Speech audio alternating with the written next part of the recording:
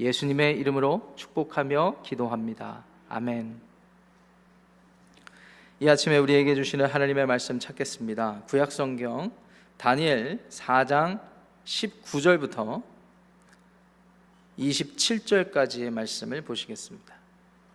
다니엘 4장 19절부터 27절까지의 말씀 찾으셨으면 저와 여러분들이 한 절씩 교독하시고 마지막 절 27절은 큰 목소리로 합독하시겠습니다.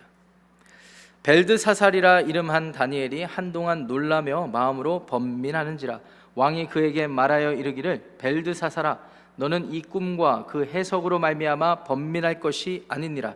벨드사살이 대답하여 이르되 내 주여 그 꿈은 왕을 미워하는 자에게 응하며 그 해석은 왕의 대적에게 응하기를 원하나이다. 왕께서 보신 그 나무가 자라서 견고하여지고 그 높이는 하늘에 닿았으니 땅끝에서도 보이겠고 그 잎사귀는 아름답고 그 열매는 많아서 만민에 먹을 것이 될 만하고 들짐승은 그 아래에 살며 공중에 나는 새는 그 가지에 깃들었나이다. 왕이여 이 나무는 곧 왕이시라. 이는 왕이 자라서 견고하여지고 창대하사 하늘에 닿으시며 권세는 땅끝까지 미치심이니이다. 왕이 보신즉 한 순찰자 한 거룩한 자가 하늘에서 내려와서 이르기를 그 나무를 베어 없애라. 그러나 그 뿌리의 그루터기는 땅에 남겨두고 새와 놋줄로 동이고 그것을 들풀 가운데에 두라. 그것이 하늘 이슬에 젖고 또 들짐승과 더불어 제 몫을 얻으며 7대를 지내리라 하였나이다. 왕이여 그 해석은 이러하니이다. 곧 지극히 높으신 이가 명령하신 것이 내 주 왕에게 미칠 것이라. 왕이 사람에게서 쫓겨나서 들짐승과 함께 살며 소처럼 풀을 먹으며 하늘 이슬에 젖을 것이며 이와 같이 7대를 지낼 것이라. 그때에 지극히 높으신 이가 사람의 나라를 다스리시며 자기의 뜻대로 그것을 누구에게든지 주시는 줄을 아시리이다. 또 그들이 그 나무 뿌리에 그루터기를 남겨두라 하였은즉 하나님이 다스리는 줄을 왕이 깨달은 후에야 왕의 나라가 견고하리이다. 함께합니다. 그런즉 왕이여 내가 아뢰는 것을 받으시고 공의를 행함으로 죄를 사하고 가난한 자를 긍휼히 여김으로 죄악을 사하소서. 그리하시면 왕의 평안함이 혹시 장구하리이다 하니라. 아멘. 하나님의 말씀입니다. 여러분, 사람의 생각의 한계는 어디일까요? 질문을 드리는 이유는 2022년 현대 과학 문명이 초고속으로 발전한 시대를 사는 저희들에게 질문할 수 있는 합당한 질문이라고 여겨져서 질문을 드립니다. 아마 저희 교회 성도들, 여기 오늘 이 자리에 계신 분들, 영상으로 시청하시는 분들 모두는 아날로그 시대에서 디지털 시대를 모두 경험한 세대예요. 그렇지 않습니까? 이후에 태어나는 세대들은 아날로그 세대가 어떤 시대인지 모를 겁니다. 공중전화 부스가 있었다는 것도 잘 모를 거예요. 그때는 스마트폰으로 다 해결하는 시대, 앞으로는 더 어떻게 발전될지 모르겠으나 다음 세대는 아날로그 세대를 경험하지 못했어요. 그래서 아날로그 세대와 또 디지털 세대를 모두 경험한 저희들에게 어쩌면 유익은 이와 같이 사람이 상상력과 창조적인 능력을 발휘해서 이렇게 많은 발전을 이룰 수 있겠구나라는 경험을 누구보다도, 그 어떤 세대보다도 직접적으로 한 세대이기 때문에 어떤 면에서 보면 참으로 복된 세대다라고 얘기할 수도 있겠습니다. 그런데 아이러니한 것은 이 사람의 생각이 한계가 있다는 것입니다. 아무리 사람이 하나님의 형상을 닮아서 창조적인 능력이 무한대처럼 발휘될 것 같지만 세포를 연구해서 피부를 더 곱게 만들어주고 인간의 수명을 건강하게 만들어서 연장시켜주고 그렇게 해서 사람이 가진 창조적인 사고의 능력이 무한대일 것 같지만 분명히 사람의 사고와 생각에는 한계가 있다는 것입니다. 무엇을 보면 알 수 있습니까? 우리가 저와 여러분들이 속한 이 사람들이 하는 생각의 패턴을 보면 알 수가 있어요. 먼저 사람이 생각하는 내용을 보세요. 전부 다 시간과 공간에 갇힌 부분만 생각하고 있습니다. 목사님, 우리가 상상을 하지 않습니까? 그 상상력의 근거도 기초도 우리가 눈으로 경험하고 코로, 입으로, 모든 오감으로 경험하는 이 물질 세계에 갇힌 것에 근거해서 상상하는 거예요. 그 이상을 생각하지 못해요. 두 번째, 그 생각의 방향이 어디로 가는가? 어디로 가는가? 참으로 흥미롭게도 사람들이 생각하는 방향은 자신의 유익에게 가는 것입니다. 왜 사람이 건강하려고 합니까? 그래서 왜 의료기술이 발전되고 의학이 발달되었습니까? 내가 오래 살고 싶어서, 내가 건강하기 위해서.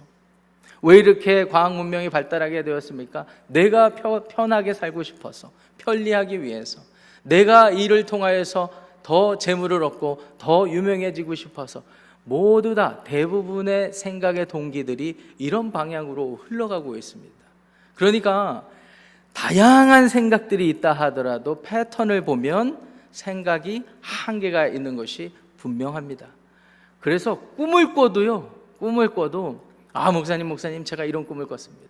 전혀 생각해보지 않았던 꿈입니다 라고 하시지만 그 꿈의 모든 패턴도 한계가 분명히 있는 거예요. 그래서 과거에 정신분석학자로 유명한 이 프로이드라는 사람은 이 꿈의 해석을, 꿈이라는 것을 어떻게 데피니션을 해주었냐면은, 사람이 사고할 때 무의식 중에 사고하는 것에 욕구가 충족되고 욕구가 발현되는 것이 꿈이다, 이렇게 얘기했습니다. 의식적이든 무의식적이든 우리 생각 안에 있는 사고들이, 이게 욕구가 이게 충족이 안 되지 않습니까? 우리의 삶이. 근데 그것이 어떤 때 그게 발현이 되는가? 꿈속에서 다 발현이 된다라는 거예요. 꿈속에서. 개인적인 말씀드려서 죄송합니다. 제가 꿈을 잊혀지지 않는 꿈들이 굉장히 많은데, 어느 날 밤에 꿈을 꾸는데 제가 좋아하는 음식들이 그냥 무한대로 리필이 되는 거예요. 무한대로. 갈비찜, LA 갈비, 스시, 회부터 해갖고 무한대로 되는 거예요. 그 전날 저녁을 안 먹고 잤거든요. 배고팠던 모양이에요. 그런데 이 끔찍한 꿈이 어느 방향으로 흘러가는 줄 아십니까? 배가 부른데 계속 음식이 내려와고 채워지는 겁니다. 그리고 저는 계속 무의식 중으로 그걸 먹고 있는 거예요. 지옥이 따로 없었습니다. 지옥이 따로 없었어요. 아침에 일어났는데 배는 고픈데 아무것도 먹고 싶은 마음이 안 들어요. 이 의식적이든 무의식 중에든 우리의 욕구가 이 꿈속에서 발현되는 것이 그렇게 꿈이다라고 프로이드가 이렇게 진단해 주었는데, 상당히 동의가 되는 부분이 아닐 수 없습니다. 그런데 중요한 사실은 이런 사람의 생각의 한계가 무엇을 우리에게 교훈하고 있는 줄 아십니까? 이 사람이 굉장히 유한한 존재다라는 것입니다.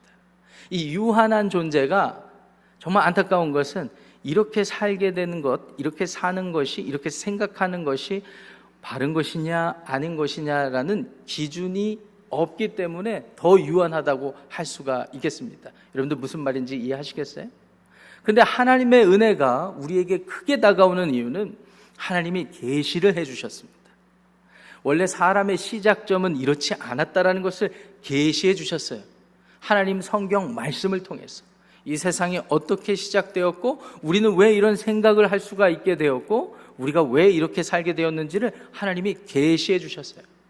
안타까운 사실은 하나님이 진리를 계시해 주셨는데 그 진리의 내용을 보니까 우리가 우리의 유익을 구하고 물질적인 욕구만을 구하며 살아가는 우리의 삶에 이유가 왜 이렇게 됐는가를 봤더니, 하나님을 부정하고 우리가 스스로 하나님 되었기 때문이라고 계시해 주셨습니다. 여기서 그치지 않았습니다. 하나님께서는 사랑 많으시고 자비로우시고 은혜가 충만하신 분이라서 그것을 그대로 두지 않으시고 여기서 건져주길 원하신다는 사실 또한 계시해 주셨습니다. 그리고 계시하신 그 말씀이 육신이 되어서 예수님께서 이 땅 가운데 오시고, 그리고 인간의 모든 죄과를 짊어지시고 십자가를 지시고 부활하시고 승천하시고 주님 우편에서, 하나님 우편에서 성령님을 보내주심으로 말미암아 우리에게 그 성령을 통해서 우리의 한계, 생각의 한계, 인간의 한계, 인간의 유한함을 밝히 깨닫게 해주신 것입니다. 그때 이후로는 그 이후로는 이 사실을 믿고 구원받은 사람들의 삶이 그 이후로는 새로운 삶을 살게 되는 거예요. 전에는 육체의 소욕을 따라서 살았지만 이제는 성령님이 이끄시는 쪽으로 우리의 삶의 방향이 나아가게 되었다는 사실을 기억하시기를 바랍니다. 이게 복음이고 이게 구원이에요. 그리고 이게 우리의 삶의 현 주소가 돼야 될 줄 믿습니다. 그런데 이게 쉽지가 않습니다. 하나님을 아버지로, 예수님을 구주로, 성령님을 인도자로 굳게 믿고 살아간다고 하지만 옛날에 우리 몸에 익숙해졌던, 우리 사고에 익숙해졌던 패턴이 우리를 가만히 내버려 두지 않습니다. 기원전 605년에 이 갈그미스라는 지역, 유브라테스 강 저 상류의 갈그미스라는 지역에서 큰 전쟁이 일어났죠. 여러분들도 들어보셨을 법한 갈그미스 전투입니다. 그때 당시의 패권은 원래는 명목상으로 아수르라는 나라, 아시리아가 쥐고 있었는데 이제 내부적인 갈등으로 인해서 많이 약해졌죠. 약해진 틈을 이용해서 과거의 영광이 있었던 이집트가 힘을 키웠습니다. 동시에 남쪽에서 느부갓네살 2세가 군사력을 키워가지고 아수르를 위협하는 형국이었어요. 그러니까 이 지금 고대 근동의 이 모든 이 패권이 지금 요동치고 있는 상황이었어요. 근데 그 요동치는 상황을 정리시켜준 전쟁이 이 갈그미스 전쟁입니다. 느부갓네살이 패권을 잡고 그리고 아수르와 애굽이 연합해서 느부갓네살에게 맞섰는데 이 전쟁에서 누가 이겼을까요? 느부갓네살이 이겼어요. 그래서 신바벨론 제국 시대가 된 겁니다. 이 전쟁을 끝으로 애굽 그리고 아수르 바벨론 할 거 없이 모든 패권이 느부갓네살 2세의 수중에 들어갔습니다. 자, 여기까지 역사적인 배경을 보니까 이 느부갓네살이라는 왕이 보통 내기가 아니라는 것을 알 수 있지 않습니까? 그만큼 당대의 패권에 도전했다라는 것은 권력욕과 그리고 힘을 갖기 위한 욕구가 아주 강했던 사람이라고 할 수가 있습니다. 보통 우리가 목사님 저는 명예욕이 없습니다 라고 말씀들을 하시잖아요. 그럼 보통 어떤 생각들을 먼저 하십니까? 이런 느부갓네살 2세와 같은 캐릭터들을 먼저 생각해서 나는 그와는 다르니까 명예욕이 없어 라고 생각을 하시죠. 근데 그렇지 않더라고요. 교회에서, 직장에서 또 여러 이웃과의 관계에서 다른 그 어떤 것보다 자신의 평판을 중요하게 여기는 사람들이 명예욕이 강하대요. 이게 올바른 일인데 괜히 얘기했다가 나만 쪽팔리고 또 우리 가족들만 또 좀 그렇게 비난을 받으면 안 되지. 평판을 중요하게 여기는 게 명예욕이래요. 그래서 그것보다 조금 과하면 이런 느부갓네살 왕처럼 되는 거예요. 욕심을 부리기 시작하고 패권을 잡기 위한 그 일을 하게 되는 것이죠. 이 왕이 꿈을 꿨지 않습니까? 이제 두 번째 꿈이죠. 꿈을 보는데 큰 나무가 있어요. 보니까 하늘까지 다 닿는 것처럼 보여요. 어느 정도냐면 저 땅 끝에서도 그 나무 꼭대기가 보일 정도입니다. 그리고 그 나무를 가까이 들여다보니까 잎이 무성하고 가지가 무성하고 그래서 새들이 깃들고 들짐승들이 와서 그 열매를 먹는 아주 어마어마한 나무가 되었습니다. 여러분 이런 나무 보셨어요? 나무는 보죠. 저희 집 앞에도 나무가 있습니다. 그러니까 꿈에서나 욕구가 반영되는 엄청난 사이즈로 나올 수가 있는 것입니다. 느부갓네살이 그 꿈을 꿨어요. 너무나 분명하게 꿨어요. 그런데 신기하게 얼마 안 있다가 그 누군가에 의해서 그 나무에 큰 나무에 밑둥이 잘리는 일이 발생합니다. 그리고 새로 그 그루터기가 묶이는 일이 발생을 하죠. 느부갓네살이 잠에서 깨어서 근심에 쌓였습니다. 누구를 가장 먼저 불러야 되겠습니까? 당대 지혜자들을 불러야 되지 않겠습니까? 2장에서도 소개된 대로 지혜자들을 불렀는데 지혜자들 그 누구도 이 꿈에 대해서 해석하는 사람이 없는 거예요. 느부갓네살의 마지막 희망 누굽니까? 다니엘을 부릅니다. 다니엘이 여기 보면 박수장이라고 표현되어 있습니다. 이 박수장은 박수를 잘 치는 장이라서 박수장이 아니죠. 이 지혜자들 대표하는 장입니다. 바벨론 제국이 아수르 애굽을 물리치고 고대 근동의 모든 패권을 다스렸을 때에는 모든 지역에 있는 지혜자들이 다 모였을 겁니다. 그런데 그 중에 으뜸이 누가 됐어요? 다니엘이 됐어요. 다니엘마저도 이 꿈에 대해서 해석해 주지 못하면 아무도 이 꿈을 해석할 수가 없는 거예요. 근데 다니엘이 왔습니다. 다니엘이 꿈을 들어봤습니다. 다니엘의 첫 번째 반응이 무엇입니까? 19절에 있어요. 어떻게 되어 있습니까? 한동안 놀랬다, 이렇게 되어 있습니다.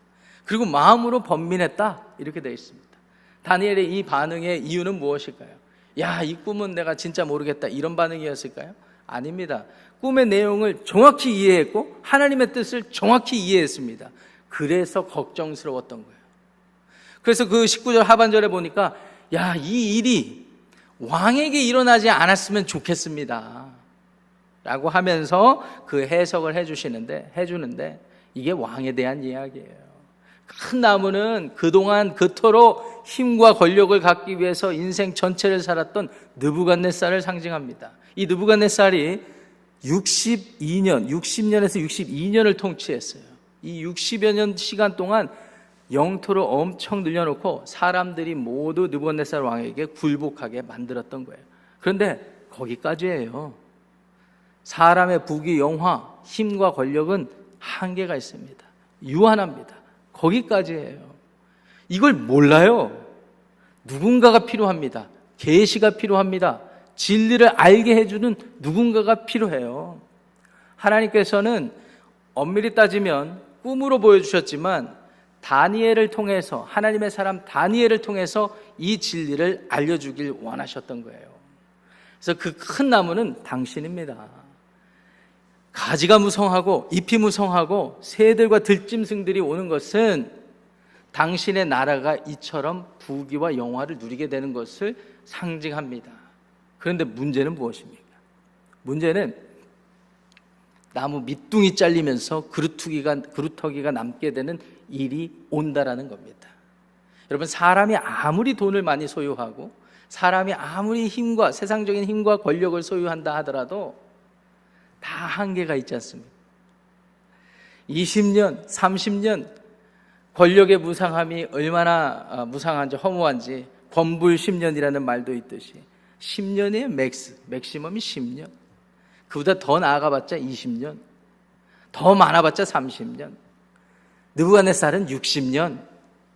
그 이상 넘어가면 힘이 다 빠지게 돼 있어요. 덜 비참하게, 덜 안타깝게 물러서냐 안 물러서냐의 차이인 것 같아요. 어떻게 퇴장하느냐의 차이인 것 같아요. 근데 이걸 몰라요, 사람들이. 하나님이 계시해 주고 싶어 하십니다. 이것을 아는 자가 진리를 아는 거예요. 진리를 아는 것입니다. 본인의 힘으로 자신의 수명을 연장하고 죽지 않기 위해 살고 그리고 더 많이 가지려고 하는 사람도 이런 때가 온다라는 사실을 여러분들이 기억하셨으면 좋겠습니다. 그것을 아는 사람이 참으로 지혜로운 사람이에요. 그것을 아는 사람이 바른 생각을 할 수 있는 사람이 되는 것입니다. 이것을 듣고 왕이 깜짝 놀라죠. 이거 왕이 깜짝 놀랍니다.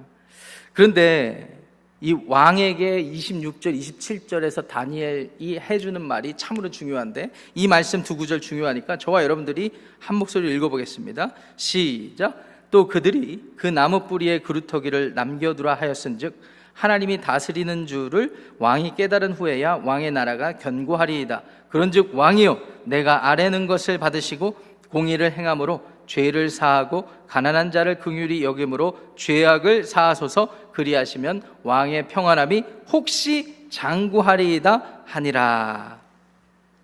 다니엘의 이 두 구절의 메시지 속에 우리가 깨닫게 되는 한 가지는 하나님이 이와 같은 꿈을 느부갓네살에게 주시고 그 해석을 다니엘에게 맡겨서 진리를 알게 하시는데 그 진리의 핵심이 무엇인가가 여기에 담겨 있는 거예요.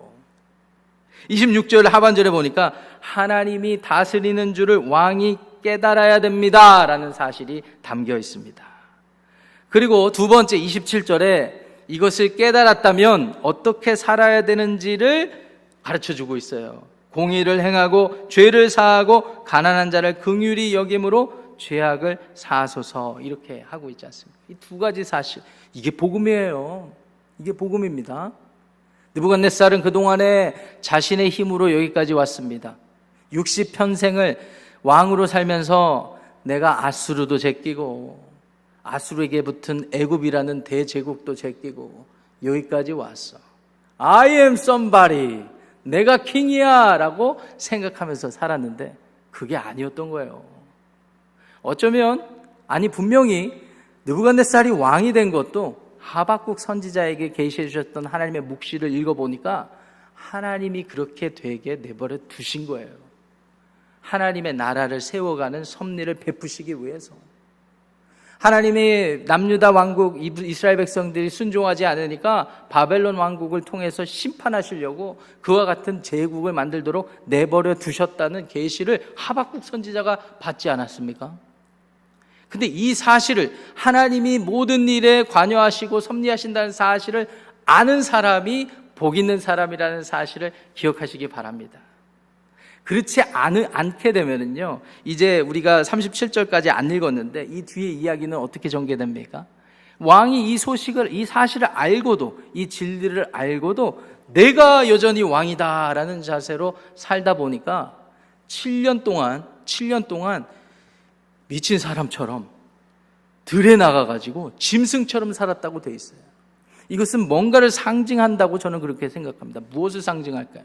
사람이 자신의 욕구와 욕망에 충실해가지고 살다 보면 이런 상황, 이런 지경까지 오는 거예요. 짐승과 같은 삶을 사는 거예요. 자기의 욕망에 함몰돼가지고, 자기의 욕심에 완전히 매몰돼가지고 그냥 그와 같이 짐승처럼 사는 거예요. 그 안에는 영이 없습니다. 생명이 없습니다. 이것을 상징하는 거예요. 근데 하나님이 모든 일을 하신다는 사실을 받아들인 사람은 그때부터 태도가 어떻게 됩니까? 겸손해집니다.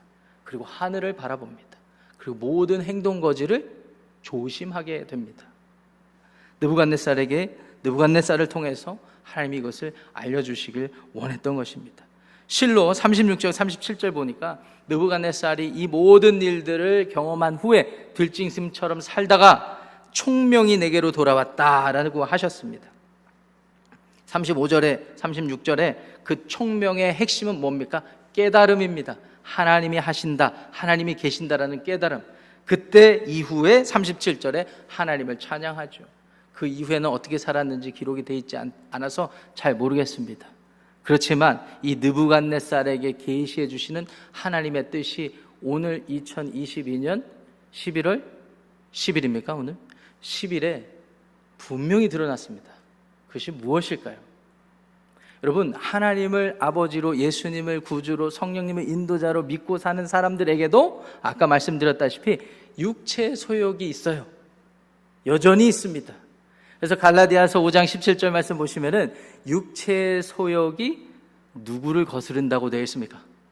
성령을 거스른다고 되어 있습니다. 근데 이어서 성령의 소욕은 무엇을 거스른다고 되어 있습니까? 육체의 소욕을 거스른다고 되어 있습니다. 이 우리의 영적 싸움입니다. 이것을 알고 인지하고 긴장하고 그리고 하나님의 말씀 붙들고 기도하면서 오늘을 승리해야 될 줄 믿습니다. 여러분들이 속한 일터와 직장과 가정과 교회에서 사탄 마귀가 주는 유혹의 음성이 있을 수 있어요. 육체의 소욕이 그거에 제일 먼저 반응하게 됩니다. 분별하셔야 됩니다. 지혜를 갖추셔야 됩니다. 총명을 갖추셔야 됩니다. 여러분들 힘으로 안 돼요. 그래서 기도하는 것입니다. 그래서 새벽에 나온 것입니다. 그래서 오늘 이 예배로 하루를 시작하는 것입니다. 오늘 하나님의 도우심, 성령님의 인도하심만을 구하며 믿음으로 승리하는 여러분들 되시기를 우리 주님의 이름으로 축복합니다. 기도하겠습니다. 하나님 아버지, 느부갓네살 왕에게 주셨던 이 꿈의 계시, 환상, 그것보다 더 중요한 것이 이것을 분별해서 말해주는 다니엘의 해석. 하나님, 이 모든 이야기들을 우리가 듣고 배우면서 하나님 오늘 현실을 살아가는 저희들의 삶을 다시 한번 돌아보게 됩니다. 느부갓네살 왕처럼 우리의 시간과 공간에 갇혀서 생각을 해도 내 유익과 내 자랑을 위해서 살아가는 저희들이 되지 않기를 원합니다. 성령께서 우리 안에 계시다는 사실을 잊지 아니하고 육체의 소욕을 따라 사는 삶이 되지 않기를 원합니다. 하나님, 우리의 의지가 연약합니다. 지혜가 부족합니다. 그래서 기도합니다. 그래서 하나님 말씀을 펼쳤습니다. 하나님 주신 지식과 지혜를 잘 분별하고 오늘을 살아갈 하나님의 뜻을 살게 하여 주시옵소서. 예수님의 이름으로 축복하며 기도합니다. 아멘. 하늘에 계신 우리 아버지여, 이름이 거룩히 여김을 받으시오며 나라가 임하시오며 뜻이 하늘에서 이루어진 것 같이 땅에서도 이루어지이다. 오늘 우리에게 일용할 양식을 주시옵고 우리가 우리에게 죄 지은 자를 사하여 준 것 같이 우리 죄를 사하여 주시옵고 우리를 시험에 들게 하지 마시옵고 다만 악에서 구하시옵소서. 나라와 권세와 영광이 아버지께 영원히 있사옵나이다. 아멘. 각자 기도하고 돌아가겠습니다.